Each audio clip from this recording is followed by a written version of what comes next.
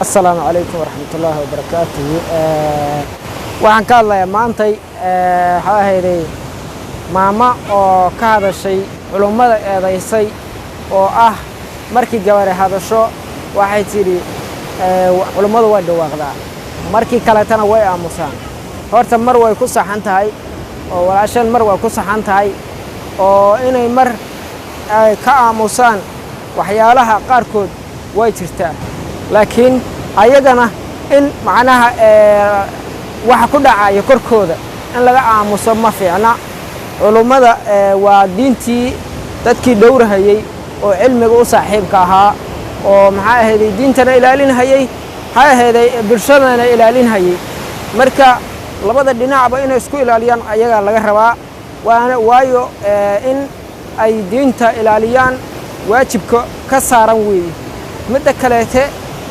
dumarkuna laftikoodu waxa weeye ayaga laftikoodu halka kalimad kasto ay dhahayaan inay og yihiin oo marka horta ay ka fiirsadaan si wanaagsan oo fiirsadaan weeye midda kaleete oo aan ka hadlayo waxa weeye xalimayaray oo gabdhaha u dambeysay hadalkay ahayd bay gabadha walaasheena ka xanaaqday oo tiri maxaa gabar walba loo weerarayo culimadu u weeraraysaa waayo sharafteeda diinteeda iyo maskaxdeeda diinteeda in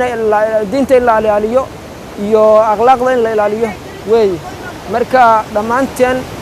diintana daafac bay naga rabtaa marka waayo annaguna waxa weeye bulshada dhameeto oo kuna dhalatay kuna barbaartay baan nahay midda kale culimada laftirkeeda waxa loo baahan yahay arrimo waxa jira dumarka iyo caruurta iyo waxyaalaha qaarkood ayagana xadgudub ku ayadana diintu waxay ka qabtay inay sheegaan weeye ma ahan inay hal meel kaliya ay fiiriyaan shacabkiisna waxaan leeyahay midda kale ninka la yiraahdo shiiqa koleyti markii hore way ka mahmaatay anu koleyti waxaan ka sheegi karaa lama arko waayo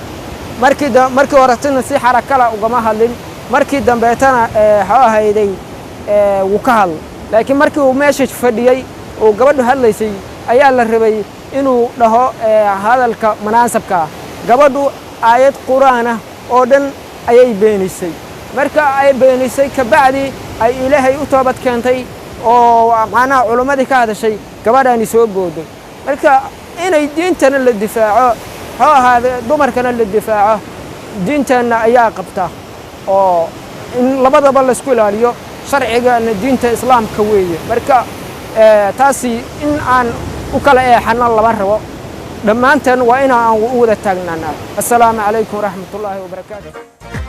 halka aan nagala socotaan waa Hankool Media fadlan haddii aad channelka ku cusub tahay subscribe saar muuqaalkana share gare oo la wadaag asxaabtaada mahadsanid xigta Afrika xulkii qarniga ciyaal xamaray xariir qalbi xeeran baataay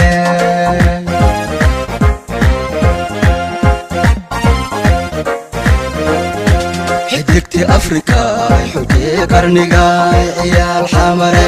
عيال حمري حريق قلبي حيران باتاي